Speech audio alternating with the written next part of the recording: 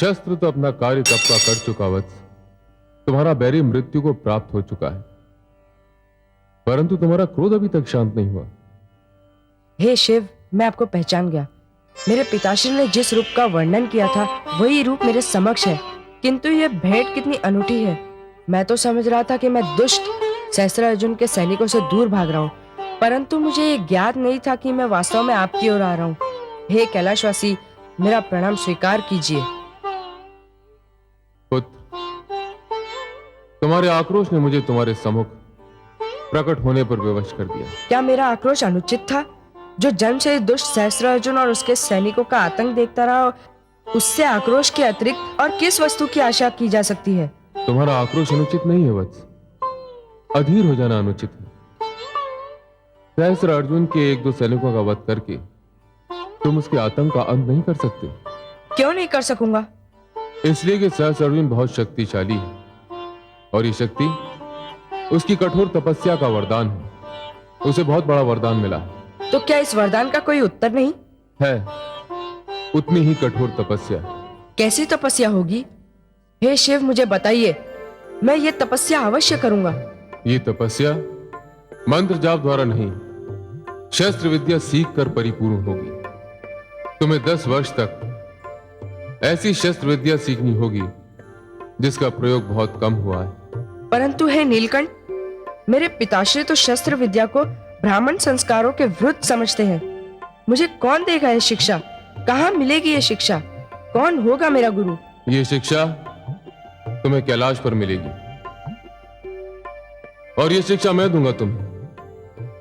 वत्स, मैं तुम्हारा गुरु होना स्वीकार करता हूं। जाओ, अपने माता पिता से कैलाश यात्रा की अनुमति ले आओ। पूर्णमासी की संध्या को मैं तुम्हारी प्रतीक्षा करूंगा। जाओ वत्स। मैं धन्य हो गया प्रभु।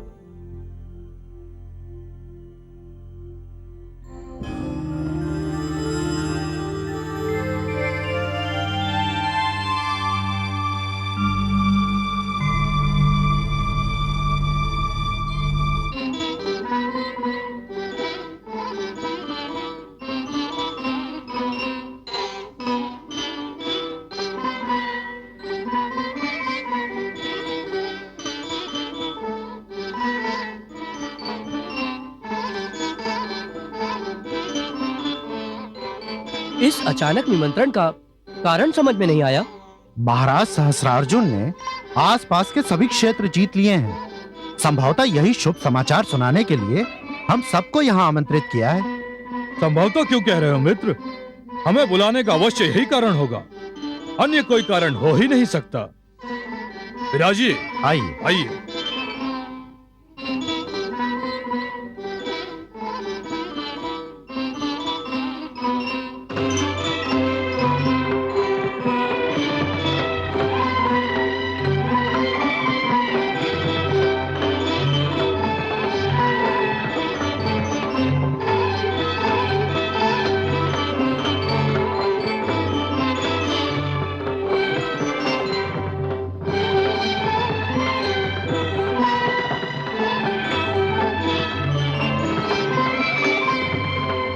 स्वागत है मित्रों।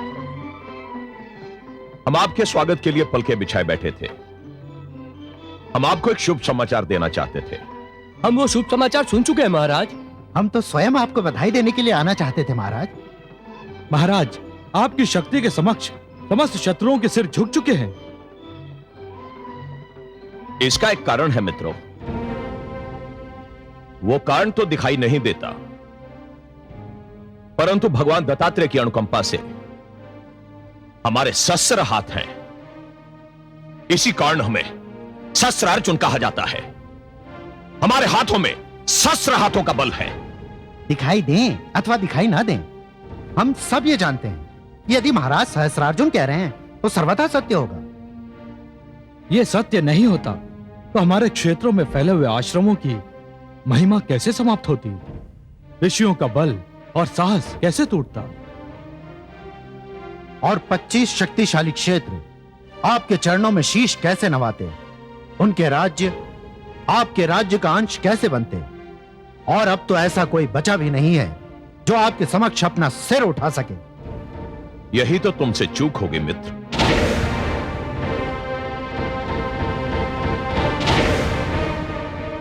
पच्चीस राज्य हमारे राज्य का अंश बन गए। 25 नरेशों के सिर हमारे चरणों में झुक गए, परंतु 25 राज्य हमारे राज्य का अभी तक अंश नहीं बने। 25 नरेशों के सिर अभी तक हमारे चरणों में नहीं झुके।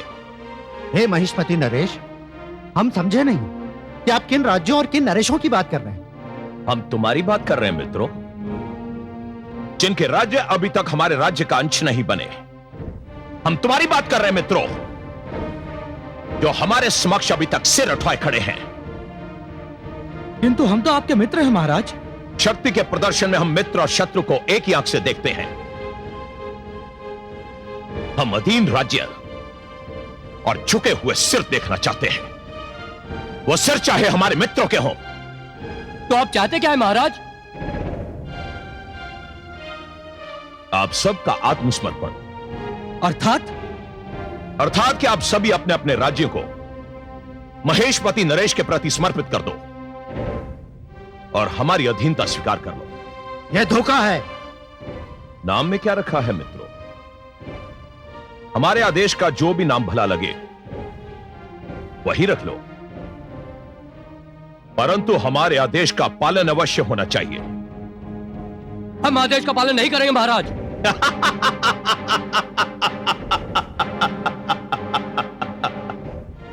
तो फिर क्या करोगे मित्रों? विद्रोह करेंगे आप, विद्रोह करेंगे। सेनापति, बंदी बना लो इन धूर्तों को। करेंगे, विद्रोह करेंगे। सैनिकों, बंदी बना लो सबको। विद्रोह करेंगे, विद्रोह करेंगे हम, विद्रोह करेंगे।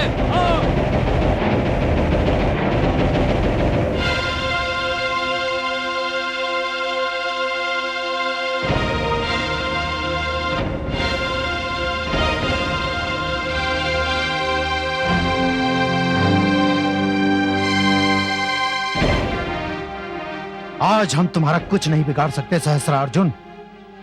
बना लो हमें बंदी। हम भावता तुम्हारी मित्रता का इससे हल्का दंड और कुछ नहीं हो सकता। तुमने हमारी पीठ में छुरा घोंपा है, पर इतना स्मरण रहे कि कभी तो हम तुम्हारे बंदीगृह से मुक्त होंगे, कभी तो स्वतंत्र होंगे, और जिस दिन हम बंदीगृह से मुक्त होंगे वो तुम्हारे जीवन का अंतिम दिन होगा। वाह मित्र, तुमने हमें सच्चा मित्र होने का प्रमाण दिया है। हमें उस संकट से अवगत करवाया है जिसके विषय में हमने सोचा ही नहीं था। तुमने सत्य ही कहा है। कभी तो तुम बंदीगृह से छूटोगे, कभी तो स्वतंत्र होगे, लेकिन यह तभी संभव होगा यदि मैं तुम्हें बंदीगृह से छूटने का अवसर दूंगा, तुम्हें स्वतंत्रता का स्वाद चखने का अवसर दूंगा। सेनापति, इन राजाओं को इनकी राजधानी में ले जाकर इनका वध कर दो और घोषणा कर दो कि आज के बाद इनके राज्य महिष्मति नरेश के राज्य का अंश बन चुके हैं। जाओ। क्या अन्याय है महाराज? महाराज, क्या अन्याय है? ये ठीक नहीं है महाराज।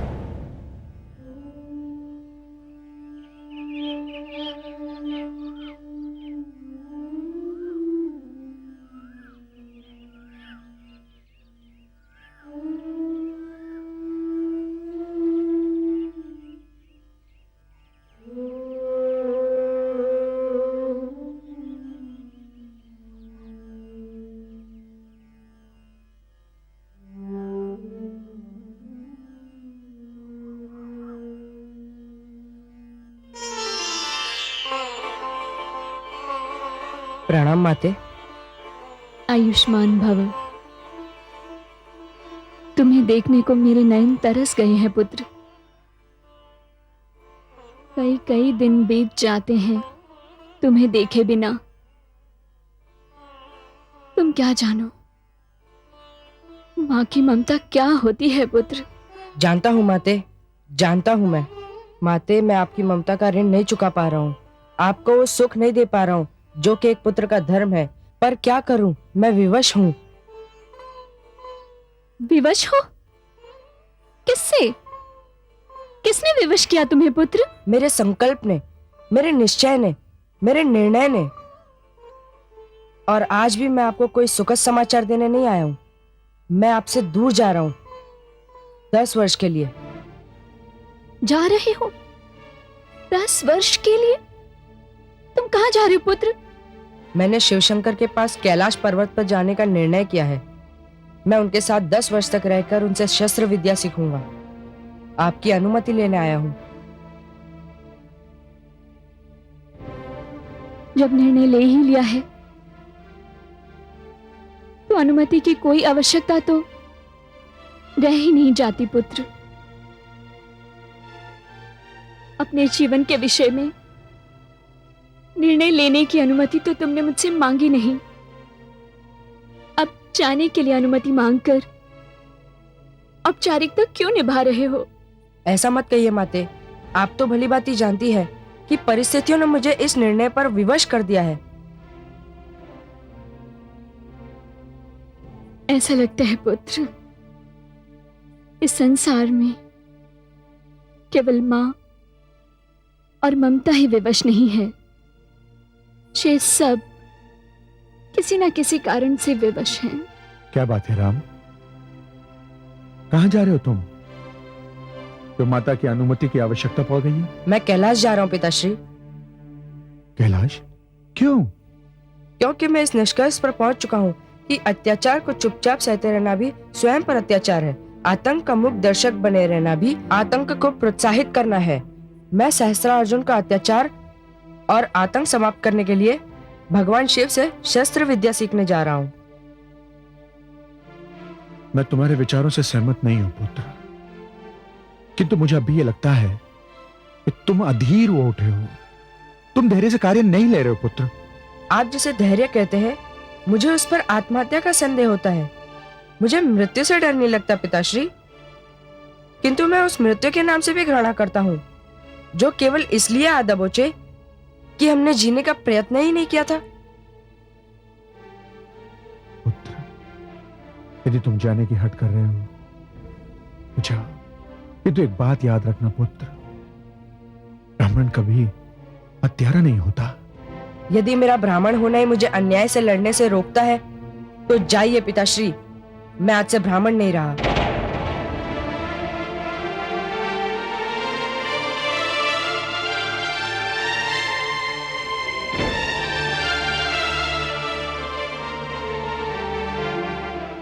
विजय भव पुत्र, विजय भव। ये आपने अच्छा नहीं किया स्वामी। मैं राजनीति में नारियों का हस्तक्षेप सहन नहीं करता। ये राजनीति की नहीं, आचरण की बात है। जिन मित्रों ने आपके हर बुरे भले में आपका साथ निभाया, उनके साथ ये व्यवहार सर्वथा अनुचित और असभ्यतापूर्ण है।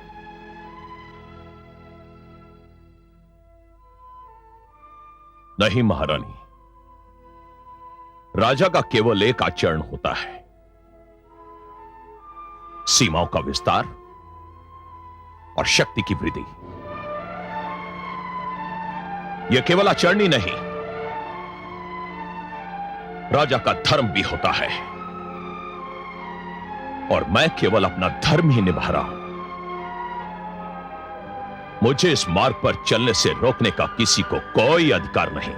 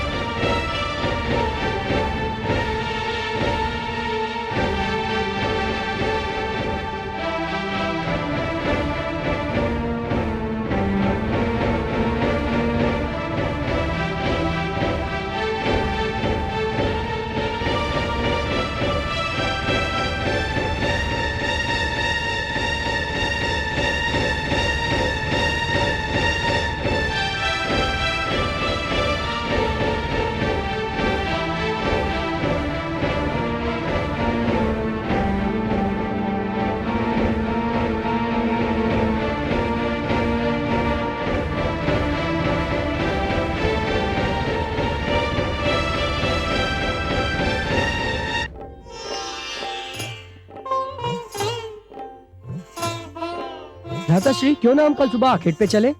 इसके लिए हमें आज्ञा लेनी पड़ेगी। अरे हम महाराज सहस्त्र अर्जुन के पुत्र हैं, हमें किसी की आज्ञा की क्या आवश्यकता? अरे उन्हीं की आज्ञा की आवश्यकता है हमें।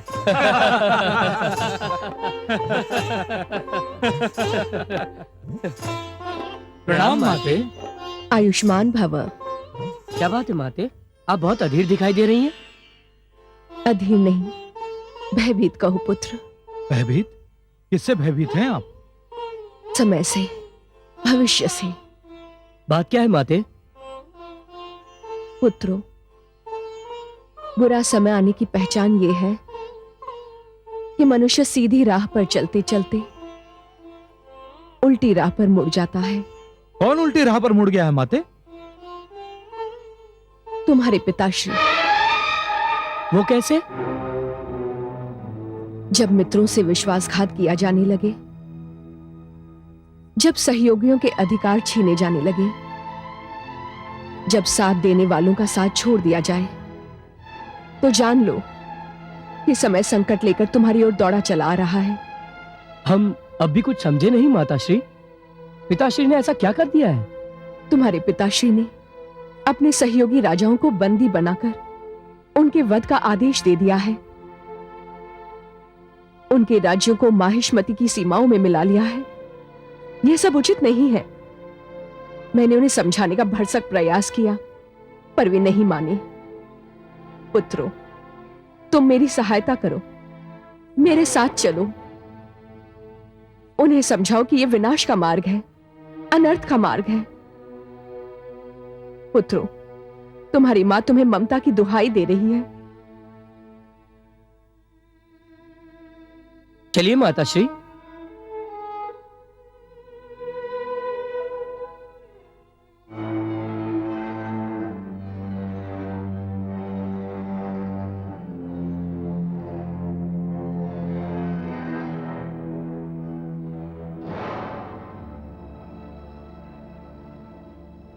प्रणाम पिताश्री। पिताश्री, हमें आप पर गर्व है। अब तक हम केवल एक क्षेत्र के राजकुमार थे, आपने हमें धरती के एक विशाल अंश का राजकुमार बना दिया। ऐसे प्रतापी पिता का पुत्र होना भी बड़े गौरव की बात है। हम हर मार्ग, हर पग पर, हर समय, हर क्षण आपके साथ हैं पिताश्री। मुझे तुम चारों पर गर्व है। सम्राट सहस्त्र अर्जुन की जय।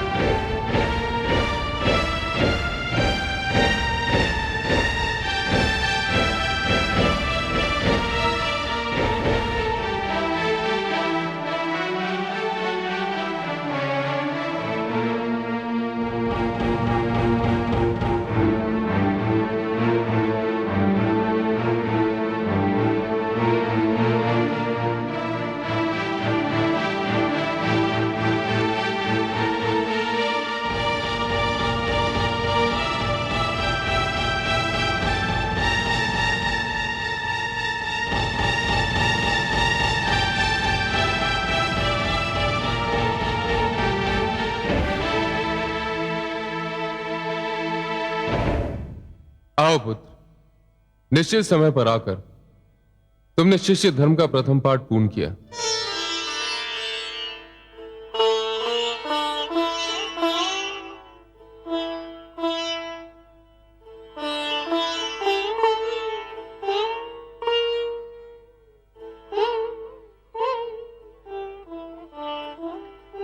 यशस्वी भव।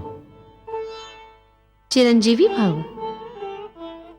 महादेवी, ये जमदग्नि पुत्र राम है, और राम ये आचार्य महादेव। माता का परिचय देने की आवश्यकता नहीं है। जिनसे संसार की सारी माताओं को मातृत्व का दान मिलता है, ये वो जगदम्बा है। महादेवी, देखा आपने किस प्रकार हमारा शिष्य हमारे कैलाश को रंगोली से सजाता आया है।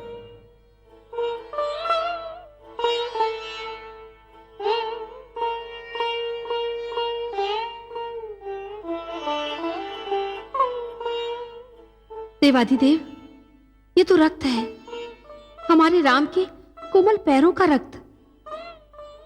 इसने तो हमारे धाम को अपने पैरों के रक्त से धोकर आपकी गुरु दक्षिणा पहले ही दे डाली। क्षमा करे देवाधिदेव, कैलाश तक आने में कदाचित पैर छिल गए होंगे। लक्ष्य की ओर ध्यान था, पता ही नहीं चला। नहीं पुत्र, इतना भावहीन, इतना संवेदन शून्य होना अच्छा नहीं। आचार्य, ये तो मेरा अपना रक्त है, किंतु शेषर अर्जुन तो निर्दोष आचार्यों और गुरुओं का रक्त बाता है और उसे उसका पता ही नहीं चलता। भावनाहीन और संवेदन शून्य तो वो है, और उसके लिए मुझे भी संवेदन शून्य होना पड़ेगा। बस पुत्र बस, ये तेरी पीड़ा की चरम सीमा है। एक ब्राह्मण के शरीर से रक्त प्रभावित हो और उसे उसका पता न चले, उसकी पीड़ा का आभास न हो, यह संभव नहीं है पुत्र। बस पुत्र बस, तू शिव के धाम आया है, तूने शिव को अपना आचार्य कहा है। मैं तुझे वचन देता हूं कि मैं तुझे अपनी संहारक शक्ति का एक पूर्ण अंश दूंगा। मैं तुझे पशुपतास्त्र की शिक्षा दूंगा। मैं तुझे संसार का सर्वश्रेष्ठ धनुर्विद्या का आचार्य बनाऊंगा। बस पुत्र, तू अपनी साधना में लीन हो जा, और जिस प्रकार तुझे अपने पैरों से रिसते हुए रक्त का पता नहीं चला, उसी प्रकार तुझे इस कठिन शिक्षा की कठिनाई का भी पता नहीं चलना चाहिए।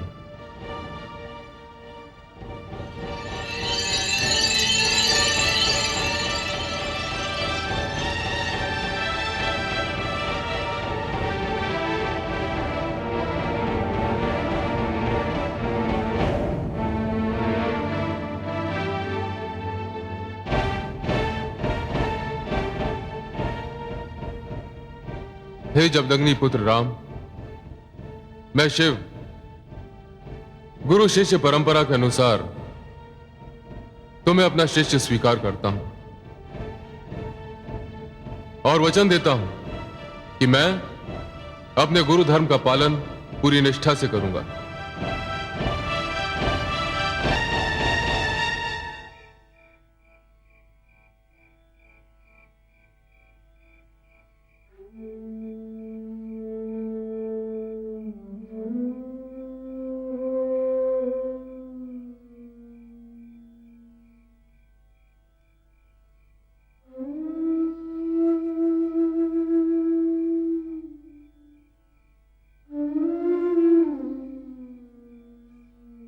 रेणुका,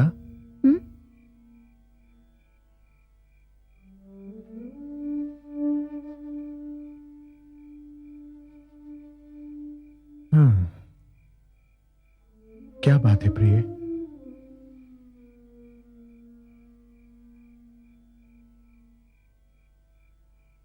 जिस पूर्णमासी के चंद्रमा को देखकर सारा संसार प्रसन्न होता है, आज उसी चंद्रमा को देखकर आपके मुख पर इतनी उदासी क्यों है? मेरा चंद्रमा, मेरा पुत्र तो मुझसे दूर चला गया है स्वामी। वो कैलाश पहुंच गया होगा।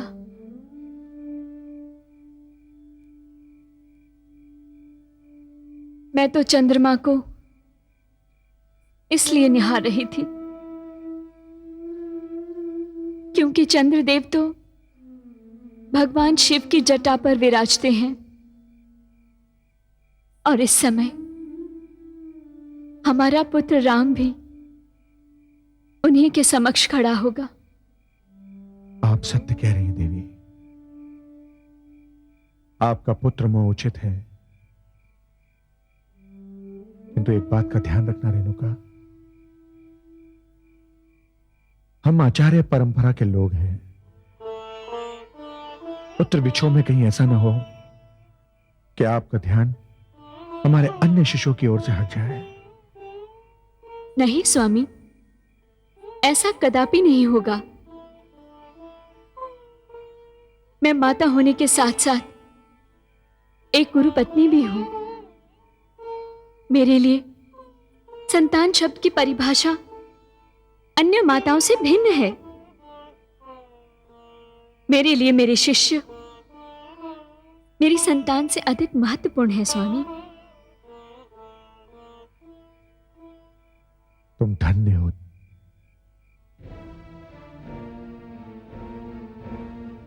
देवी, क्या राम सो गए? राम सो गए? ये कैसा परिहास है स्वामी? स्वयं प्रश्न किया और स्वयं हंस दिए। देवी, मैंने कहा क्या राम सो गए? अब यदि राम सो गए तो संसार का क्या होगा? इसका तात्पर्य नहीं समझी मैं महादेव। राम तो सचमुच ही सो गया। देवी, हमें स्मरण रखना चाहिए कि राम कोई साधारण बालक नहीं, वे श्री हरि विष्णु के अंश अवतार हैं। हाँ स्वामी, मैं तो ये भूल ही गई थी। मुझे तो यही स्मरण था कि आपके शिष्य के रूप में मुझे एक और कार्तिकेय मिल गए हैं। मैं मां हूं, धरती मां। कैसी विचित्र घटना घटी है। भगवान विष्णु के अंशावतार जमदग्नि जैसे महान ऋषि के पुत्र जामदग्नि ने राम के गुरु का स्थान स्वयं महादेव ने ले लिया है। पालन करता शिष्य और संहार करता गुरु। जिस दिन ये शिक्षा पूर्ण होगी वो दिन सहस्रार्जुन जैसे पापियों के लिए अंतिम दिन होगा। सहस्रार्जुन ने अपने पाप के घड़े को भरने के लिए बलात्कार जैसा जघन्य पाप भी करना प्रारंभ कर दिया था। वो दिन प्रतिदिन अधिक से अधिक शक्तिशाली होता चला जा रहा था। नर्मदा जैसी पवित्र नदी में विभिन्न स्थानों पर उसके जल विहार हुआ करते थे। एक दिन मैंने देखा कि नौका में सहस्रार्जुन रमणियों के साथ विहार करता चला आ रहा है। नर्मदा किनारे उसके सैनिक भागते आ रहे हैं।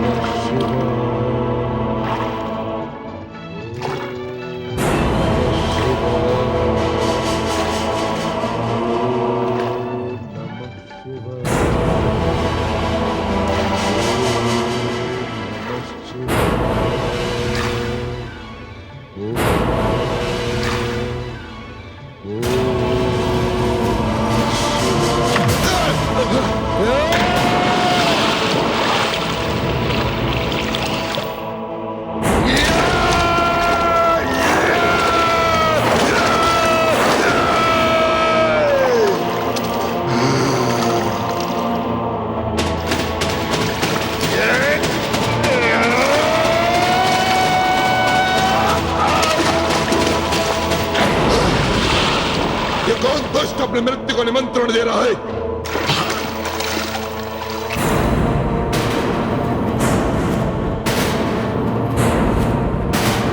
यह किसने काल की कलाई थामने की धृष्टता की है? वो तो है वो अंधा जिसने लंकापति रावण के साथ ऐसा दुर्व्यवहार करने की चेष्टा की है। नीच, नराधम, इस नर्मदा के पवित्र जल को ऐसे पाप कर्मों के लिए प्रयोग में ला रहा है तू? बंद कर अपना यह प्रलाप। तू मेरे ही राज्य में खड़ा शालीनता और शिष्टाचार को भूलकर इसलिए कर रहा है क्योंकि तू लंकापति रावण है? शीघ्रता से मेरे चरण में गिरकर क्षमा मांग। तू जिन चरणों की बात कर रहा है, तुझे चरणहीन करके इसे नर्मदा में तेरा श्राद्ध कर्म करूंगा। मैं रावण हूं, लंकापति रावण। मैं शस्त्रार्जुन हूं।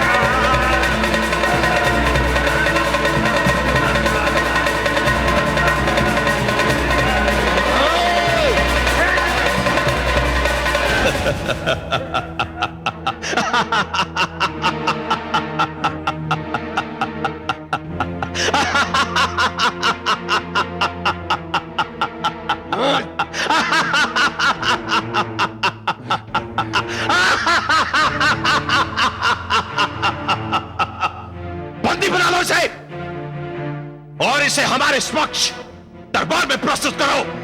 ले आओ इसे। सहस्त्रार्जुन!